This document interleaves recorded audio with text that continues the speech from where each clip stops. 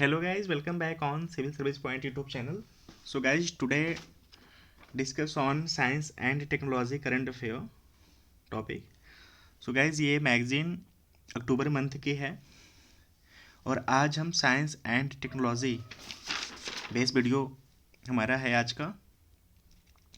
So guys, किसने topic है, किस पे में बात करनी है उसको हम थोड़ा देख लेते हैं. विज्ञान एवं प्रौद्योगिकी,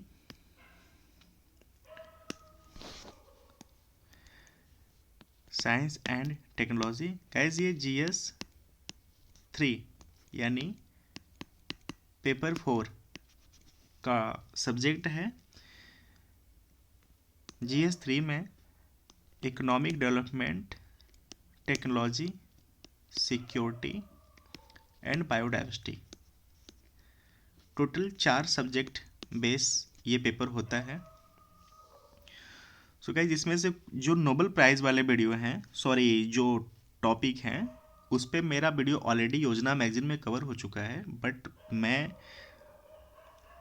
मंथली मैगजीन पे बात कर रहा हूँ, तो इस पे हम प्रॉपर रूप से डिस्कस करेंगे. सो गाइज, जो योजना मैगजीन होता है वो सरकारी मैगजीन है और उसमें मेरा अपना व्यू होता है डिस्कस करने का, क्योंकि मैं उस पर उन्हीं टॉपिक पे बात करता हूँ जो पेपर में काफ़ी कम समय ले पाते हैं और काफ़ी कम रिपीट होते हैं.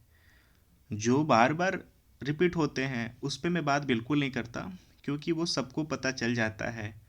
जो चीज़ें एक या दो बार आती हैं उन पे मैं ज़्यादा बात करना चाहता हूँ, ताकि वो चीज़ें पता चल जाएं, उसके बारे में हर इन्फॉर्मेशन हमें मिल सके. ओके, तो मैं 3 या 4 पार्ट में मंथली जो योजना होता है उसको मैं कंप्लीट कर देता हूँ. 3 से 4 टॉपिक पे ही बात करता हूँ, जो कि न्यूज़पेपर में बहुत रेयर ही आते हैं. 1 या 2 बार बहुत अच्छे आर्टिकल आते हैं, उसके बाद वो आना बंद हो जाते हैं. सो मेरा व्यू उस पर बस वो होता है. और ये जो मंथली मैगजीन है, इस पे मैं हर टॉपिक पे बात करता हूँ, हर टॉपिक पे बात करूँगा. सो विज्ञान एवं प्रौद्योगिकी ये GS 3 पेपर 4 का सब्जेक्ट है. इस पेपर में economic development, technology, science, sorry security and biodiversity, इतने सब्जेक्ट आते हैं. गाइस, कौन कौन से टॉपिक हैं इस पे हम देख लेते हैं, उसके बाद बात करते हैं टॉपिक वाइज. जीनोम अनुक्रमण, रसायन विज्ञान के क्षेत्र में नोबेल पुरस्कार, चिकित्सा के क्षेत्र में नोबेल पुरस्कार, भौतिकी के क्षेत्र में नोबेल पुरस्कार, अंतरिक्ष आधारित संचार नीति 2020 का प्रारूप, सामान्य तापमान पर अति चालकता, एक्वापोनिक्स एंड वैश्विक तपेदिक रिपोर्ट. ओके गाइज, ये टोटल 8 पॉइंट टॉपिक, 8 टॉपिक हैं, 8 टॉपिक. सो हमें लगता है कि एक वीडियो में ये कंप्लीट हो जाएगा आज. सो बहुत ही समय को नहीं गवाते हुए गाइज टॉपिक पे चलते हैं.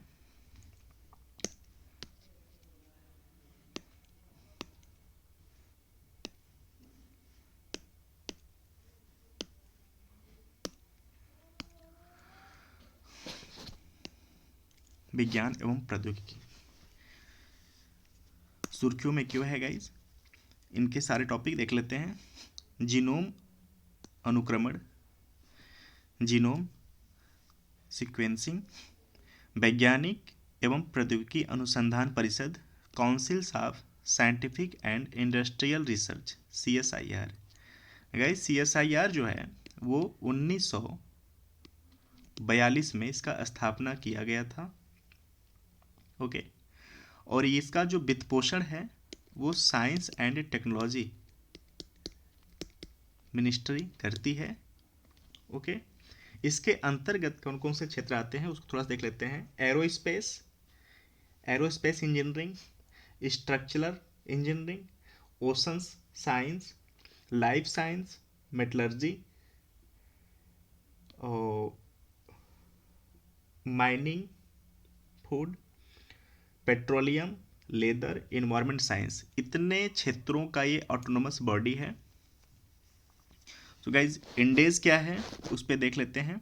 सो CSIR हो गया. हालांकि इस पैसेज के अकॉर्डिंग ये टॉपिक इंपॉर्टेंट है, बट कभी ऑब्जेक्टिव मान लीजिए CSIR पूछ लिया, ठीक है, कि councils of the scientific and industrial research क्या है, तो ये 1942 में स्थापना हुआ था। किन किन क्षेत्रों का मैंने बता दिया, ठीक है। ये साइंस एंड टेक्नोलॉजी मिनिस्ट्री के अंतर्गत इसका वित्त पोषण होता है। सो इंडेज, इंडेज परियोजना क्या है?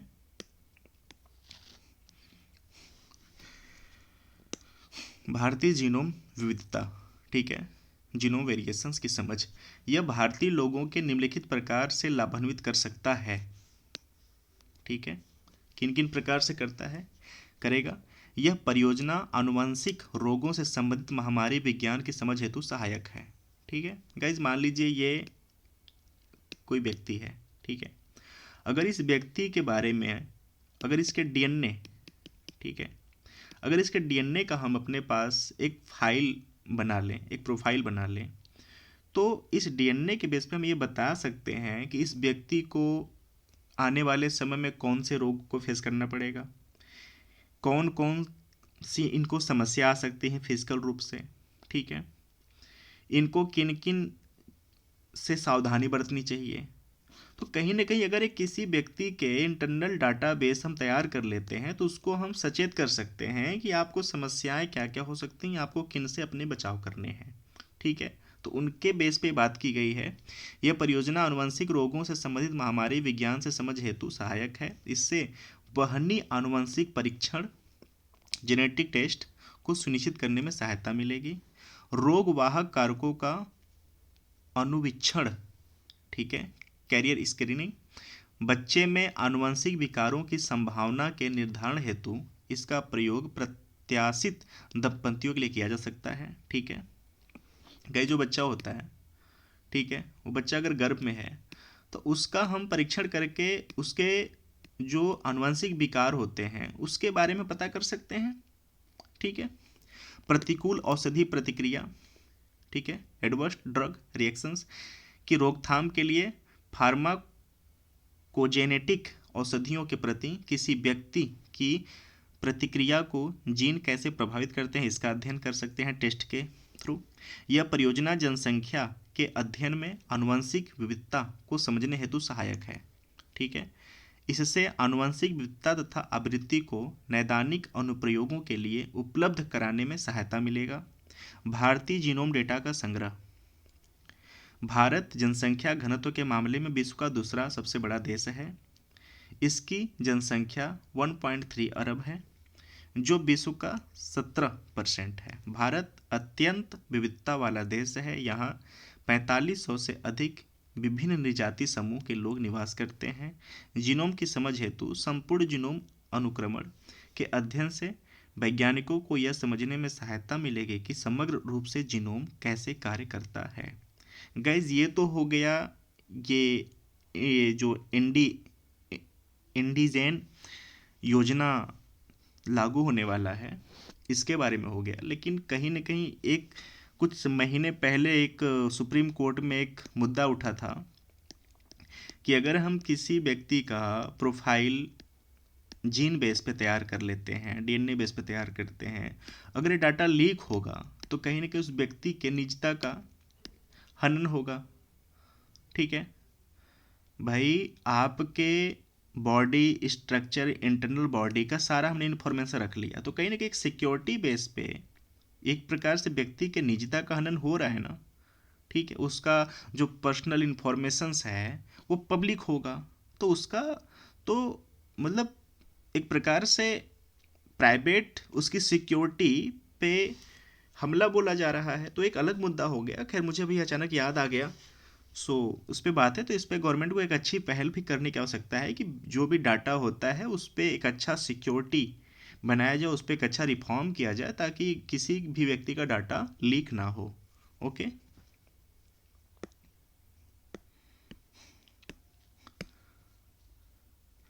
इंडेस कार्यक्रम के बारे में।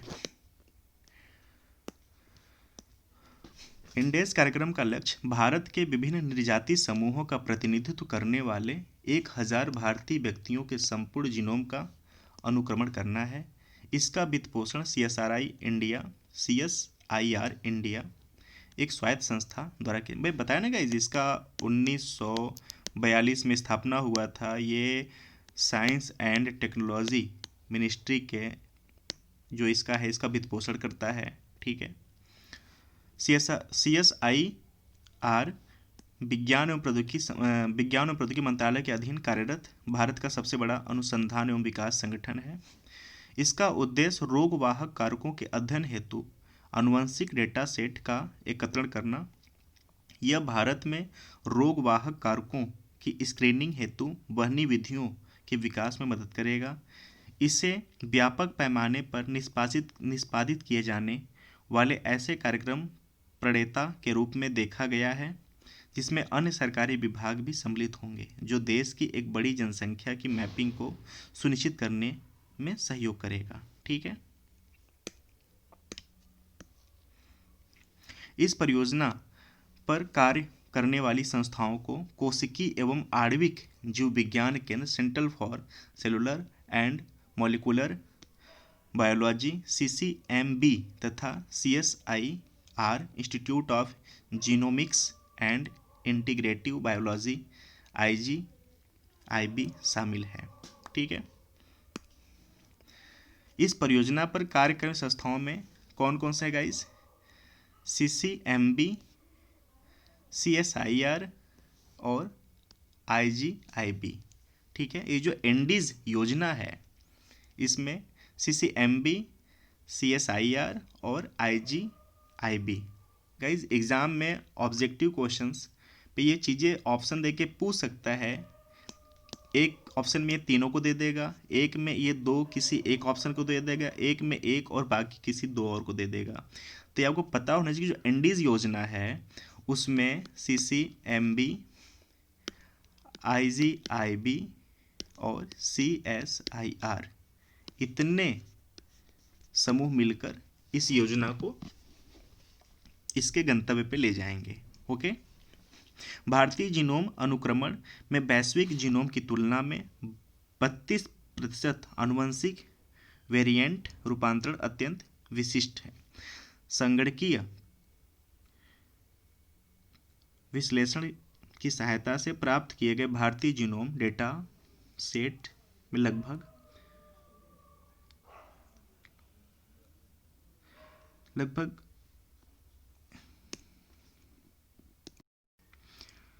5 करोड़ समथिंग गाइज एकल न्यूक्लियोटाइड वेरिएंट की पहचान की गई है। यहाँ पर ये DNA की बात की जा रही है। ठीक है। जीनोम अनुक्रमण के बारे में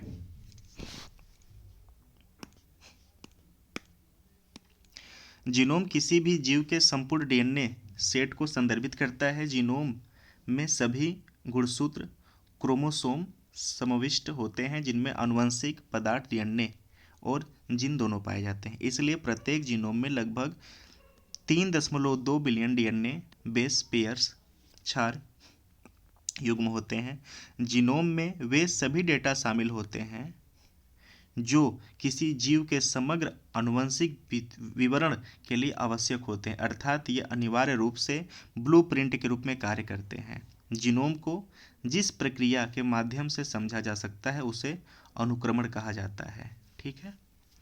जीनोम अनुक्रमण किसी व्यक्ति के भीतर स्थित बेस पेयर्स के सभी क्रम के आकलन को संदर्भित करता है। विभिन्न जीनोम की कार्यप्रणाली को समझने में आनुवंशिक परिवर्तन की पहचान करने और उन परिवर्तनों से जीन की कार्यप्रणाली कैसे प्रभावित होती है यह पता लगाने के लिए इस डेटा का विश्लेषण किया जा सकता है।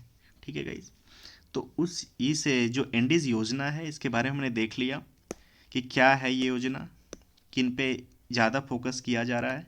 थोड़ा सा गाइस DNA में देख लेते हैं कि DNA का क्या क्या है, प्रॉपर्टी क्या है, कैसे है।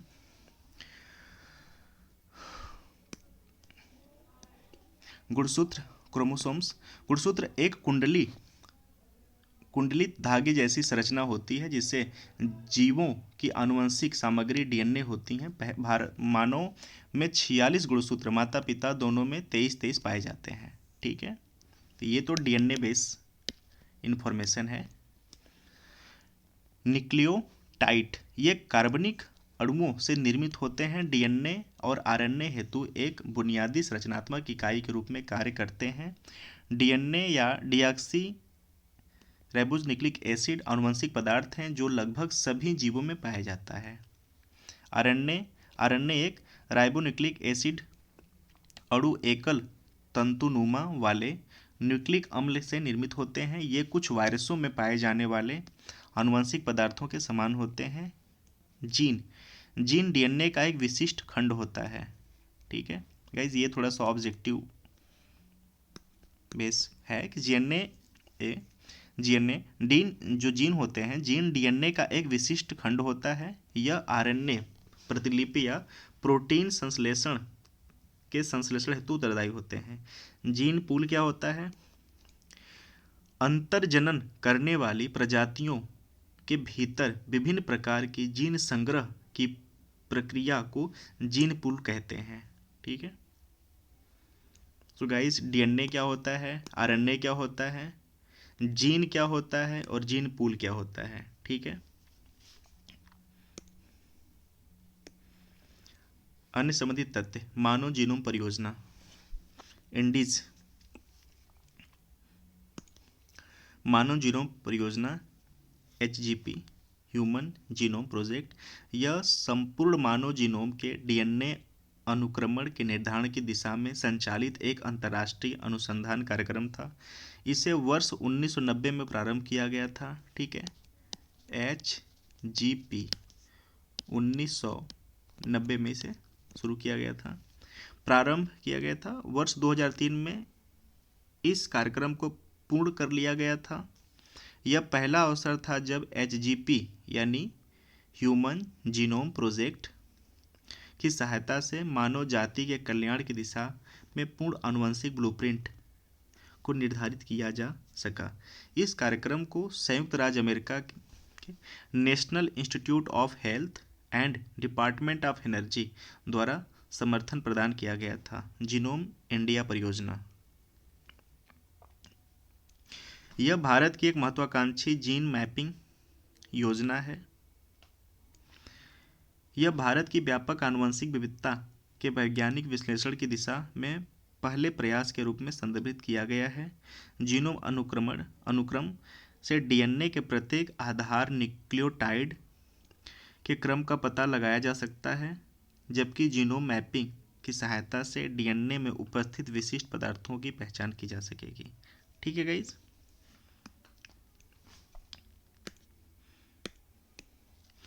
इसके पहले चरण में संपूर्ण भारत से भारतीय जीनोम का प्रतिनिधित्व करने वाले 10,000 नमूने एकत्रित किए जाएंगे। तत्पश्चात एक ग्रिड निर्मित किया जाएगा। इसे जनवरी 2020 में विज्ञान एवं प्रौद्योगिकी मंत्रालय के जैव प्रौद्योगिकी विभाग द्वारा स्वीकृति प्रदान कर दी गई थी। इस परियोजना के संचालन में भारतीय विज्ञान संस्थान बेंगलुरु और कुछ भारतीय प्रौद्योगिकी संस्थान समेत 20 अग्रणी संस्थाओं को सम्मिलित किया गया है। सो गाइज, ये जो इन्फॉर्मेशन है सारा हमने देख लिया। अब इस पे कुछ साइबर सुरक्षा के भी अकॉर्डिंग बात किया गया, तो उसको हम देख लेते हैं। ठीक है, जो तकनीकी समस्या है जैसे कि विश्लेषणात्मक सॉफ्टवेयर उपकरणों का चयन, ऑटोमेशंस की रणनीति तैयार करना, डेटा भंडारण से संबंधित चुनौतियां आदि जो भी है। वित्त समस्या है, कानूनी समस्या, डेटा गोपनीयता, जो मैंने अभी शुरू में बात किया था, डेटा गोपनीयता विधेयक को अब तक पारित नहीं किया जा सका है। डेटा को गोपनीयता रखने और इसे संभावित प्रयोग एवं दुष्प्रयोग का समाधान किए जाने की आवश्यकता है। साइबर सुरक्षा, भारतीयों के जीनोम अनुक्रमों को अत्यधिक प्राथमिकता के साथ संरक्षण प्रदान करने की आवश्यकता है। वर्ष 2019 की इंटरनेट अपराध रिपोर्ट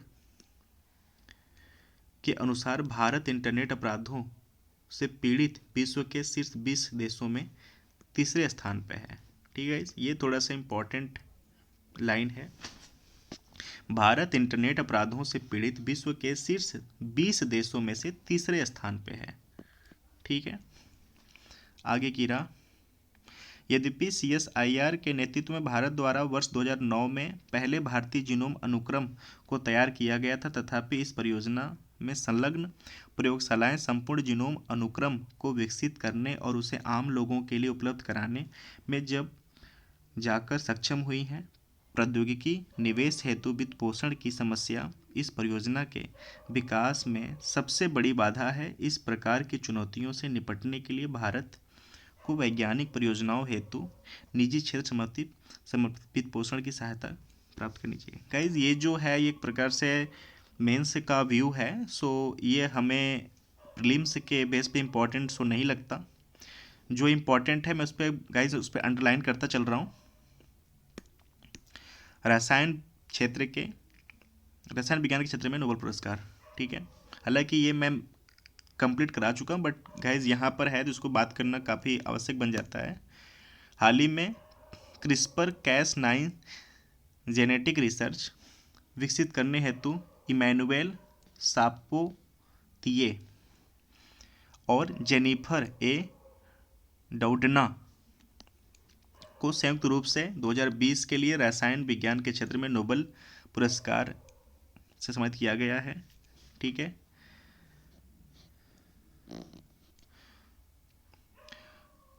ट्रैक आरएनए, गाइज ये जो है ये जीनोम एडिटिंग के लिए शायद दिया गया है। अभी हम देख लेते हैं।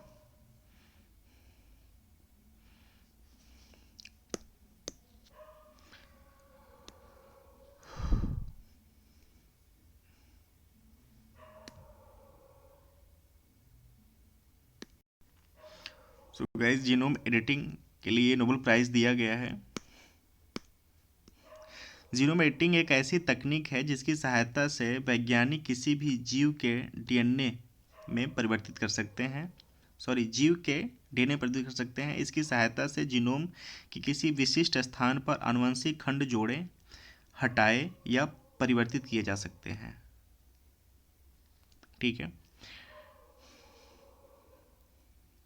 यह एक जटिल प्रक्रिया है। इसमें 3 चरण होते हैं यथा डीएनए का विखंडन, डीएनए का काटना हटाना या डीएनए को प्रतिस्थापित या विस्थापित करना शामिल है। इसके माध्यम से किसी जीवित प्राणी के जीनोम में इच्छित परिवर्तन किया जाता है। डीएनए को काटने हटाने की प्रक्रिया को जीन एडिटिंग के रूप में संदर्भित किया जाता है। जीनोम एडिटिंग की अन्य प्रणालियों में टैलेन एक जिंक फिंगर न्यूक्लियस सम्मिलित है। जीनोम एडिटिंग से संबंधित चुनौतियां, गाइज इस पे हम नहीं जाते हैं क्योंकि हमने देख लिया कि जो हमारा केमिस्ट्री में नोबेल प्राइज़ है वो जीनोम एडिटिंग के लिए दिया गया है, ठीक है। और साइंटिस्ट का जो नाम है उसको हम देख लेते हैं, ठीक है। इमैनुअल सापोंतिये और जेनिफर, ये 2 लोगों को दिया गया है, ठीक है गाइज। सो नेक्स्ट देखते हैं। चिकित्सा के क्षेत्र में नोबेल पुरस्कार। हेपेटाइटिस सी वायरस की खोज हेतु ब्रिटेन के वैज्ञानिक माइकल हाउटन तथा अमेरिकी वैज्ञानिक हार्वे अल्टर और चार्ल्स राइस को संयुक्त रूप से 2020 में चिकित्सा के क्षेत्र में नोबेल प्राइज पुरस्कार सम्मानित किया गया है, ठीक है।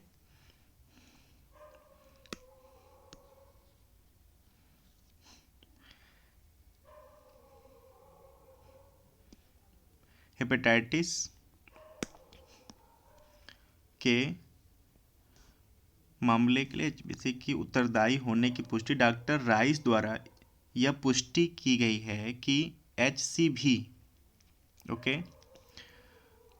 को प्रयोगशाला में पृथक किया जा सकता है और यह परीक्षणाधीन पशुओं चैंपैंजी में रोग उत्पन्न कर सकता है। इन अध्ययनों से यह पुष्टि हुई है कि HCV एकमात्र संक्रामक एजेंट है जो हेपेटाइटिस के A-B मामलों के लिए उत्तरदायी है। यह भविष्य में अध्ययन के लिए एक सहायता से एक महत्वपूर्ण पशु आधारित मॉडल तैयार किया जा सकता है। ठीक है, सो गाइस हमने देख लिया कि जो हमारा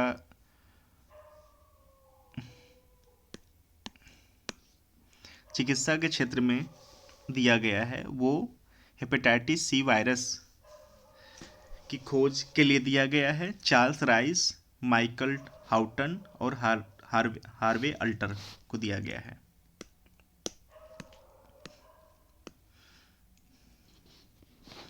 हेपेटाइटिस के बाद गाइस देख लेते हैं।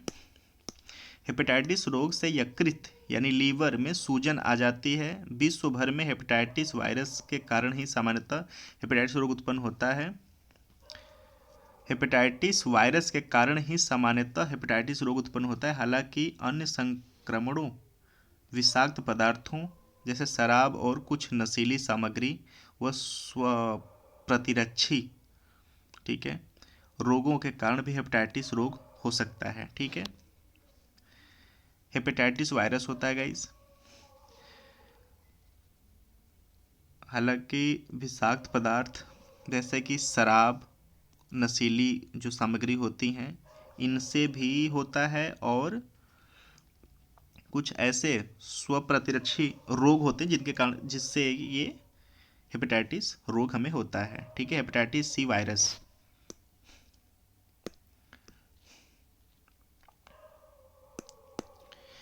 यह रक्त के माध्यम से प्रसारित होने वाला वायरस है। ठीक है गाइज, यह हेपेटाइटिस सी रोग हेतु उत्तरदायी है। यह सामान्यतः यकृत को प्रभावित करता है। ठीक है, यह चिकित्सीय प्रक्रियाओं के दौरान एचबीसी संक्रमित रक्त अन्य रक्तदाताओं के, यानी गाइज ये जो ब्लड ट्रांसफ़र होता है ये मेन जरिया है इसका। ठीक है, जैसे संक्रमित व्यक्ति का, जिसको हेपेटाइटिस सी हुआ है उसका संक्रमित व्यक्ति का जो इंजेक्शन्स होता है किसी अनदर व्यक्ति को लग जाए, ठीक है, यह यौन संचरण से भी प्रसारित हो सकता है, परंतु इसकी संभावना नगण्य है। विश्व स्वास्थ्य संगठन के अनुसार विश्व में करीब 7.1 करोड़ लोग, भारत में 60 लाख से अधिक, लगभग 1.1 करोड़ लोग एचबीसी जनित इन चिरकालिक संक्रमण से पीड़ित हैं। यह यकृत में कैंसर का एक प्रमुख कारण है। हालांकि अब तक एचबीसी का टीका उपलब्ध नहीं हो सका है। ठीक है गाइस, जो हेपेटाइटिस सी है अभी इसका टीका उपलब्ध नहीं हो पाया है। किन किन कारणों से फैलता है? इन्फेक्टेड इन्फेक्शन, जो इंजेक्शन्स होता है उससे फैलता है। किसी संक्रमित व्यक्ति का इंजेक्शन्स किसी अगले को अगर टच हो जाए, ठीक है। यौन संक्रमण से भी प्रसारित हो सकता है, परंतु इसका संभावना बहुत कम होता है। ठीक है, तो गाइस ये सब रीज़न है। हालांकि इतना काफ़ी, ये इतना सफिशिएंट है। और कौन कौन से प्रकार होते हैं उसको हम देख लेते हैं। हेपेटाइटिस ए वायरस यह संक्रमित व्यक्ति के मल में पाया जाता है। ठीक है, और अधिकतर दूषित जल या भोजन के सेवन के माध्यम से प्रसारित होते हैं। यौन संबंधों से भी एचएवी के प्रसार में संभावना होती है। ठीक है, एक तो होता है कि मल से, ठीक है, और दूसरा कि यौन संबंधों से भी प्रसारित होने की संभावना होता है। हालांकि एचएवी का रोकथाम के लिए सुरक्षित और प्रभावी टीके उपलब्ध हैं। ठीक है गाइस, जो हेपेटाइटिस ए है इसका टीका उपलब्ध है। ठीक है, हेपेटाइटिस बी, यह संक्रामक रक्त वीर्य शरीर के अन्य तरल पदार्थों के संपर्क में आने से फैलता है। ठीक है, रक्त वीर्य शरीर के अन्य तरल पदार्थों के संपर्क में आने से फैलता है। एचबीवी सामान्यतः जन्म के समय संक्रमित माता से शिशु में या परिवार के किसी सदस्य से शिशु में उसके बचपन में शुरुआती वर्षों में फैलने की संभावना बनी रहती है। यह चिकित्सकीय प्रक्रिया के दौरान एचबीवी संक्रमित रक्त या रक्तदाताओं के आदान संक्रमित इंजेक्शन्स के माध्यम से नशीले सामग्री के प्रयोग से उत्पन्न होता है। ठीक है,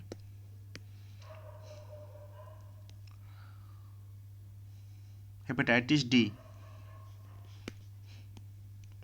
यह संक्रमण केवल उन लोगों में होता है जो HBV यानी हेपेटाइटिस बी से संक्रमित होते हैं।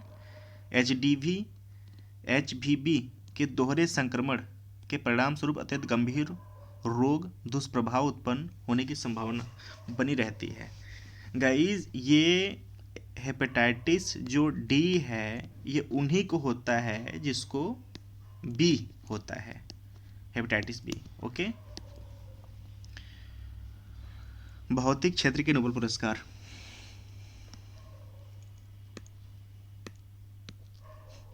ब्रिटेन के रोजर पेनरोज, जर्मनी के रेनहार्ड गेंजेल और अमेरिका के एंड्रिया घेज को संयुक्त रूप से 2019 के लिए भौतिकी के क्षेत्र में नोबेल पुरस्कार सम्मानित किया गया है। यह पुरस्कार ब्रह्मांड की सबसे अनोखी परिघटना रहस्यमय पिंड यानी ब्लैक होल से संबंधित होता है। गाइस, ब्लैक होल क्या होता है? ठीक है, जब धूल जब धूल और गैस एक बड़े अवस्था से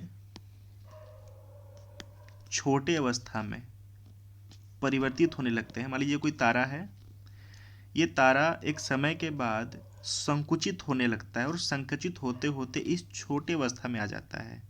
ठीक है, और ये इसका कारण क्या होता है कि अत्यधिक गुरुत्वाकर्षण के कारण ये लगते हैं संपीड़ित होने। ठीक है, तो गाइज यहाँ से जो गुजरने वाले प्रकाश होते हैं ये भी बाहर नहीं निकल पाते हैं, इतना ज़्यादा इनके अंदर घनत्व और गुरुत्वाकर्षण होता है कि इसको ये खींच लेते हैं।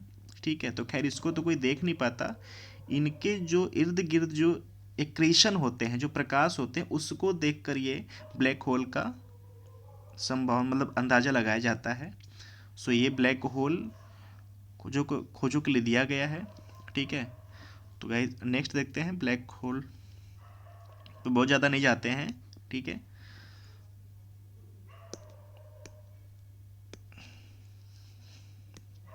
ये का ब्लैक होल का निर्माण क्या है ये सब आप देख सकते हैं। सो जो मेन था वो मैंने बता दी, ब्लैक होल क्या होता है, कैसे बनता है। जब तारे कुछ समय, कुछ वर्ष, कुछ 100 वर्ष के बाद संपीड़ित होकर जब सिकुड़ना चालू कर देते हैं, वो सिकुड़ने की जो प्रक्रिया होती है वो घनत्व और गुरुत्वाकर्षण के मैक्सिमम संपीड़न से ये होता है, तो ब्लैक होल का निर्माण होता है। और ब्लैक होल के पास से गुजरने वाले प्रकाश भी उसको पार नहीं कर पाते, क्योंकि वो उसको भी आकर्षित कर लेती है, अवशोषित कर लेती है। ठीक है, ब्लैक होल क्या है देख लेते हैं गाइस थोड़ा सा। अच्छा, ब्लैक होल अंतरिक्ष में वह स्थान है जहां गुरुत्वाकर्षण इतना अधिक प्रभावी होता है कि प्रकाश भी उससे बाहर नहीं निकल पाता है। जो मैंने बताया था अभी, गुरुत्वाकर्षण इतना प्रबल इसलिए होता है क्योंकि द्रव्य एक छोटे से स्थान पर संकेत होता है। जो बताया ना गाइस, ये बड़ा सा कोई तारा है, ये तारा एक छोटी अवस्था में अगर परिवर्तित हो जाता है तो सिंपल सी बात है, यहाँ पर मैक्सिमम गुरुत्वाकर्षण और घनत्व होगा। ठीक है, इसमें प्रकाश बाहर नहीं निकल सकता, इसलिए ये अदृश्य हो जाते हैं। ठीक है, अदृश्य हो जाते हैं। ब्लैक होल के केंद्र में गुरुत्वाकर्षणी विलक्षणता एकल, ये जो सिंगुलरिटी का नियम अपने, अगर आप कभी भी समझने का ये सिंगुलरिटी का अगर आप टॉपिक डाल देना तो आपको पूरे ब्लैक होल बारे पता चलेगा ब्लैक होल होता क्या है। बस ये सिंगुलरिटी का जो थ्योरी होता है इसी बेस पे पूरे ब्लैक होल का निर्माण होता है। ठीक है,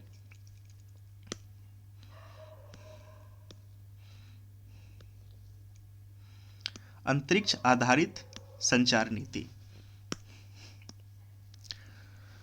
draft space based communications on policy 2020 सुर्खियों में क्यों है? भारतीय अंतरिक्ष अनुसंधान संगठन, Indian space research organisation, ISRO. Okay guys, जो इसरो है इसकी स्थापना 1969 यानी 69 में हुआ था, 15 अगस्त के दिन। क्लियर? इसके जो अध्यक्ष हैं अभी वो कैलाश वादियू C1 है। ठीक है। सो गाइज इतना बस याद रखिए कि जो इसरो है वो 1969 में, इसका स्थापना 15 अगस्त को हुआ था। अभी इसका जो C1 है वो इसके अध्यक्ष हैं प्रेजेंट में। सो भारतीय अंतरिक्ष अनुसंधान संगठन इसरो एक नई अंतरिक्ष आधारित संचार नीति 2020, ठीक है, इस प्रारूप को जारी कर दिया है। रणनीतिक अनुप्रयोगों की दिशा में अंतरिक्ष एक महत्वपूर्ण सामग्री क्षेत्र बन गया है। हालांकि उचित निगरानी और नियंत्रण उपायों के माध्यम से भारत को अपनी राष्ट्रीय सुरक्षा और संप्रभुता सुनिश्चित करने के लिए अंतरिक्ष क्षमताओं को बढ़ाने पर बल देना चाहिए। यह प्रारूप नीति आत्मनिर्भर भारत के अंतर्गत की नई घोषणाओं के अनुरूप है, जिसके तहत उपग्रहों, प्रक्षेपणों और अंतरिक्ष आधारित सेवाओं और निजी कंपनियों के लिए अनुमान योग्य नीतियों एवं नियामक वातावरण आदि के निजी कंपनियों को समान अवसर प्रदान करने का प्रावधान किया गया है। इस नीति का उद्देश्य भारतीय क्षेत्र में या भारतीय क्षेत्र से संचार हेतु अंतरिक्ष परिसंपत्तियों की निगरानी, उसके प्राधिकृत प्रयोग से संबंधित उपायों को अपनाना, अंतरिक्ष परिसंपत्तियों की सुरक्षा सुनिश्चित करना, ठीक है, वाणिज्य भारतीय उद्योगों की भागीदारी को बढ़ावा देना,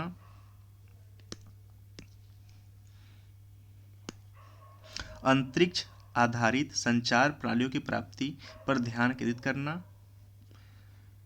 ठीक है, सामयिक और उत्तरदायी नियामकीय वातावरण प्रदान करना।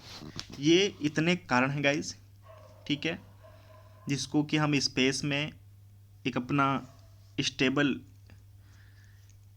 जगह बनाने की उम्मीद बना रहे हैं, सोच रहे हैं। सो अभी काफ़ी दूर की बातें हैं, इस पर तो अभी फ़िलहाल कुछ ऐसा नहीं समझ में आ रहा है। हालांकि पहले से काफ़ी देश अपना सब कुछ स्टेबिलिटी, जैसे यूएसए है, रसिया है, इस अपना बना चुके हैं। भारत भी उस लाइन में लगा हुआ है। खैर ये आगे की बात है। तो एग्ज़ाम की व्यू से काफ़ी इंपॉर्टेंट, ये बिल्कुल इंपॉर्टेंट नहीं है, बस था तो मैंने बताना चाहा यहाँ पर। सामान्य तापमान पर अतिचालकता। पहली बार भौतिकवाद सामान्य तापवाद रूम टेम्परेचर पर अतिचालकता की स्थिति को प्राप्त करने में सफल रहे। पहली बार भौतिकवादियों ने सामान्य तापमान 15 डिग्री सेल्सियस, ठीक है, यानी 59 डिग्री फ़ारेनहाइट पर एक वस्तु में विद्युत प्रवाह के प्रतिरोध मुक्त प्रवाह को प्राप्त करने में सफलता प्राप्त की है। प्रयुक्त वस्तुतः कार्बन, सल्फर और हाइड्रोजन का एक संयोजन है। हालांकि प्रयुक्त नमूने का आकार अत्यंत सूक्ष्म था तथा जिस दबाव पर अतिचालकता को प्राप्त किया गया था वह अभी भी अव्यवहारिक है, लेकिन वह उपलब्धि वायुमंडलीय स्थितियों में अतिचालकता उत्पन्न करने। तो गाइज ये जो आर्टिकल है ये फ्यूचर इलास्टिक आर्टिकल है, ठीक है, तो इस पर अभी हम नहीं जाते हैं क्योंकि एग्ज़ाम की व्यू से बिल्कुल इम्पोर्टेंट नहीं है। हाँ, ये थोड़ा सा एक टॉपिक इस पे देख लेते हैं।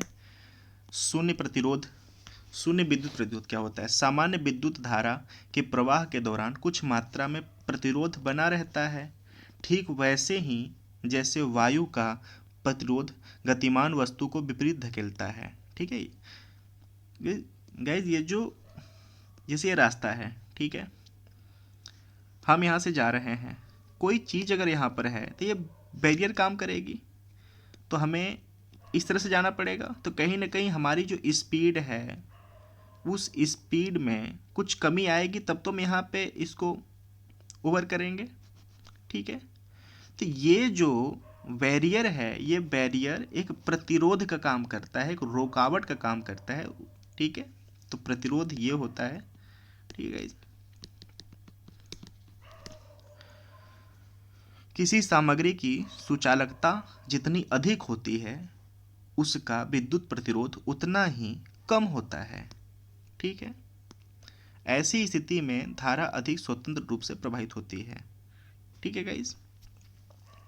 तो शून्य विद्युत प्रतिरोध समझ में आ गया कि किसी भी वस्तु की, ठीक है, किसी भी वस्तु की जो विद्युत चालकता है जितनी अधिक होती है उसमें प्रतिरोध उतना ही कम काम करता है, यानी शून्य के बेस पे काम, मतलब शून्य तो नहीं होता, कुछ न कुछ वो ऑब्जर्व कर लेते हैं, बस एक धारणा है कि शून्य के बेस पे काम करते हैं, ठीक है।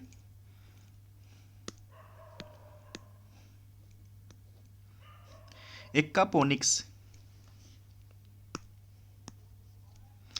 हाल ही में मोहाली स्थित प्रगत संगणन विज्ञान केंद्र, central for development of advanced computing, CDAC द्वारा विकसित एक प्रायोगिक एक्कापोनिक्स सुविधा उद्घाटन किया गया है। एक्कापोनिक्स जलीय कृषि का एक प्रकार है। जलीय कृषि का एक प्रकार है, ठीक है गाइस। अगर आपसे पूछा था कि एक्वापोनिक्स क्या है, तो ये जलीय कृषि का एक प्रकार है जिसमें मछलियों और अन्य जलीय जीवों के पालन की एक विधि के रूप में संदर्भित किया गया है। एक्वापोनिक्स के अंतर्गत जलीय कृषि में इन दोनों का उपयोग सहजीवी संयोजक में किया जाता है। इस कृषि प्रणाली में मछलियों के अपशिष्ट को विशेषकर जीवाणु, सूक्ष्मजीवों या नाइट्रीकरण जीवाणु घुलित पोषक तत्वों जैसे नाइट्रोजन, फास्फोरस यौगिकों के रूप में परिवर्तित कर देते हैं तथा जलीय कृषि इकाई में पौधों द्वारा अपने विकास हेतु इन पोषक तत्वों का उपयोग कर लिया जाता है। पोषक तत्वों के विघटन से मछलियों के लिए आवश्यक जल की गुणवत्ता में सुधार होता है और साथ ही वही स्राव के रूप में विमोचित जल की मात्रा में सीमित होने से जल की समग्र खपत भी कम होती है। ओके, सो गाइस समझ में आ गया एक्वापोनिक्स क्या है, इसके लाभ क्या क्या हैं, इसको देख लेते हैं। एक्वापोनिक्स पुनर्वितरण आधारित एक खाद्य उत्पादन प्रणाली है जो मत्स्य पालन और पौधों के उत्पादन के लिए सामान्य रूप से आवश्यक जल की तुलना में 10% कम जल उपयोग करती है, ठीक है गाइज। ये इन्वायरमेंट और बायोडाइवर्सिटी से बेस भी क्वेश्चंस हैं, तो कहीं ना कहीं ये एग्जाम के व्यू से काफ़ी अच्छा हो जाता है कि ऐसा कौन सा क्या कहते हैं मत्स्य पालन और एक कृषि है जिसमें कि 10% जल उपयोग कम होता है, तो वो एक्वापोनिक्स है, ठीक है। यह लघु पैमाने पे घरेलू खपत के साथ साथ वाणिज्यिक ताजे खाद्य पदार्थों के उत्पादन के लिए उपयुक्त है, विशेष रूप से उन समुदायों में जहाँ जल की उपलब्धता दुर्लभ है। ये वहाँ पर भी सक्सेस है, जहाँ तो जल है वो तो है ही, ये वहाँ पर भी सक्सेस है जहाँ पे जल की उपलब्धता बहुत ही कम है, नगण्य के बराबर है, ठीक है, क्योंकि यहाँ पे ऑलरेडी 10% कम जल उपयोग होता है इस व्यवस्था में। एक्वापोनिक्स में हाइड्रोपोनिक्स या जलीय कृषि, ठीक है, से कोई विषाक्त अपवाह निर्मुक्त नहीं होता है। इसकी मदद से साधनहीन क्षेत्रों खाद्य सुरक्षा को सुरक्षित करने हेतु के साथ साथ अत्यधिक गुणवत्ता वाले उत्पादों की उच्च मांग वाले क्षेत्रों में मछली जैसे प्रोटीन युक्त खाद्य पदार्थों और सब्जियों के उत्पादन एवं उपलब्धता को सुनिश्चित किया जा सकता है। एक बार प्रारंभ किए जाने के बाद इससे निवेश की आवश्यकता कम हो जाती है। हालांकि केवल मछली और उनके लिए आवश्यक आहार तथा बीज या पौधे के साथ कुछ सरल प्रणालीगत रखरखाव संबंधित व्यय इन जलीय इकाइयों की पुनः पूर्ति करने के लिए जल की आवश्यकता होती है, ठीक है। सो गाइस समझ में आ गया एक्वापोनिक्स क्या है। थोड़ा यूनिक है नाम, तो इसलिए ये इम्पोर्टेंट हो जाता है, ठीक है। सो जलीय कृषि का एक प्रकार है जिसमें मछली पालन के साथ साथ पौधों का उत्पादन भी होता है, ठीक है।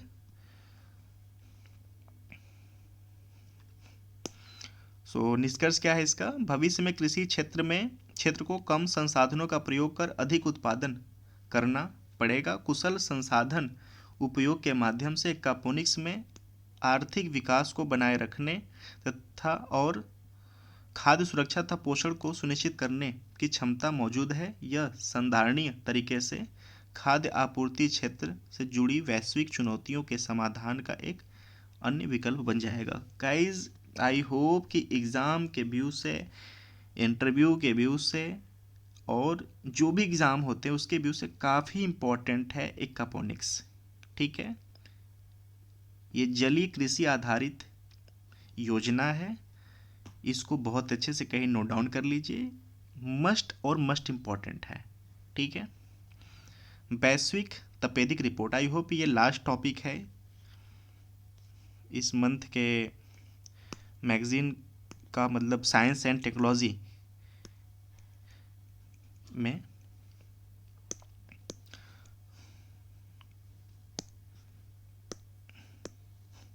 हाल ही में विश्व स्वास्थ्य संगठन WHO द्वारा वैश्विक तपेदिक, जो वैश्विक तपेदिक उसको टीबी कहते हैं गाइज। ठीक है, रिपोर्ट 2020 में ग्लोबल ट्यूबरलोसिस रिपोर्ट 2020 जारी किया गया है। इस रिपोर्ट का उद्देश्य वैश्विक प्रतिबद्धताओं और रणनीतियों के संदर्भ में वैश्विक, क्षेत्रीय और राष्ट्रीय स्तर पर टीबी महामारी की स्थिति और महामारी प्रतिक्रिया के लिए किए गए प्रयासों की प्रगति पर समग्र तथा नवीनतम आकलन प्रदान किया गया है। वर्ष 1997 के बाद WHO द्वारा प्रत्येक वर्ष टीबी पर रिपोर्ट जारी किया जाता है। वर्ष 2020 के इस रिपोर्ट में 198 देश एवं क्षेत्रों से संबंधित आंकड़े प्रस्तुत किए गए हैं, जिसमें से 99% अधिक वैश्विक जनसंख्या और अनुमानित टीबी के मामले शामिल हैं। टीबी के बारे में माइक्रो बैक्टीरियम ट्यूबरलोक्लोसिस बैक्टीरिया के कारण। ठीक है गाइज, ये एग्ज़ाम की व्यू से काफ़ी इम्पोर्टेंट है। ठीक है, इस बैक्टीरिया का नाम ठीक है, बैक्टीरियम ट्यूबरलोक्लोसिस बैक्टीरिया के कारण उत्पन्न होने वाला यह रोग है, जो सामान्य फेफड़े को प्रभावित करता है। टीबी किसको प्रभावित करता है? फेफड़ा को। ठीक है, यह खांसने, छींकने, थूकने से एक व्यक्ति से दूसरे व्यक्ति में प्रसारित होता है। ठीक है, यह खांसने, छींकने, थूकने से प्रसारित। काफ़ी एग्जाम में गाइज आप देखेंगे टीबी बेस्ड क्वेश्चंस जितने भी हैं, तो ये पूछता है कि कैसे फैलता है ये खांसना, छींकना, थूकना। ठीक है, व्यक्ति से फैलता है। आमतौर पर इससे फेफड़े प्रभावित होते हैं, लेकिन इससे अन्य अंगों, ठीक है, अथवा फेफड़ों के अलावा किसी अन्य अंग टीबी के प्रभावित की संभावना बनी रहती है। ठीक है, सो वैश्विक प्रतिबद्धताओं के साथ प्रयास इम्पॉर्टेंट नहीं है। SDG, इसको थोड़ा देख लेते हैं। SDG 3.3 वर्ष 2030 तक एड्स, टीबी, मलेरिया, उपेक्षित उष्णकटिबंधीय रोग, हेपेटाइटिस, जल जनित रोग और अन्य संचारी रोग का उन्मूलन। जो सस्टेनेबल डेवलपमेंट गोल है 3.3 SDG 3.3, इसका टारगेट पॉइंट 2030 है।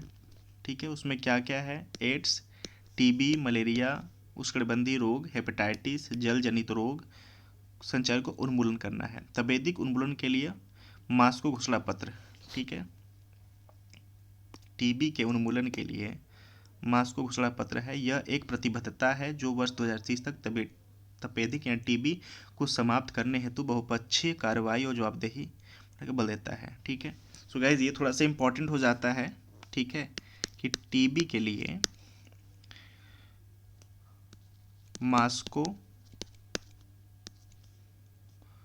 घोषणा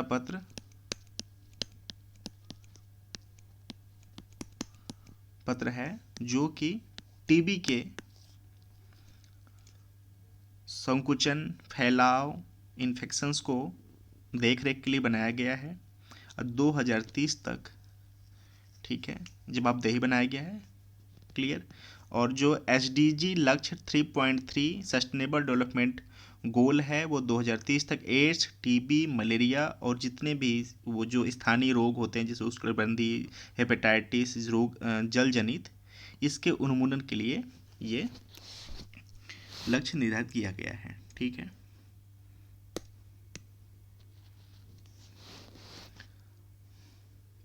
भारत के सापेक्ष में देख लेते हैं।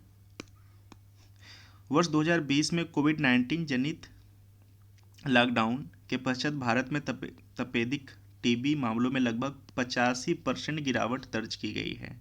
ठीक है, लॉकडाउन के दौरान टीबी सेवाओं की अनुपलब्धता के कारण भारत में टीबी के 100 में से 40 मामले दर्ज किए गए हैं। मार्च के अंत और अप्रैल के उत्तरार्ध में देशव्यापी लॉकडाउन लागू होने के बाद भारत में टीबी मामलों की साप्ताहिक तथा मासिक संख्या में 50% से अधिक गिरावट आई है। भारत में टीबी रोगियों की संख्या सर्वाधिक है, जो कि विश्व के कुल मामलों का 26% है। गाइज ये इंपॉर्टेंट है एग्जाम की व्यू से कि भारत में टीबी रोगियों की संख्या, मतलब भारत भी काफ़ी इसमें आगे है और कुल मामलों में 26% भारत में रोगी हैं। पंजीकरण दायरे से बाहर बड़ी संख्या में टीबी के संभावित मामले भारत में समस्याओं को कई गुना बढ़ा सकते हैं। ठीक है, सो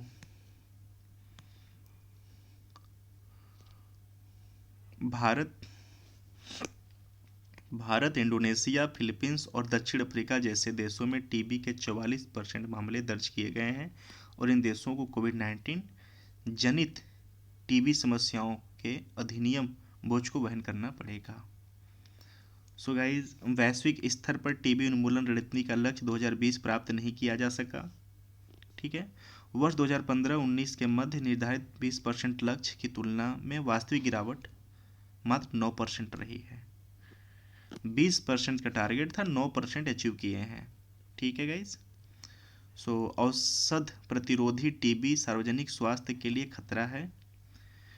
3 देश जहां मामले की संख्या में सर्वाधिक है उसमें भारत, चीन और रूस।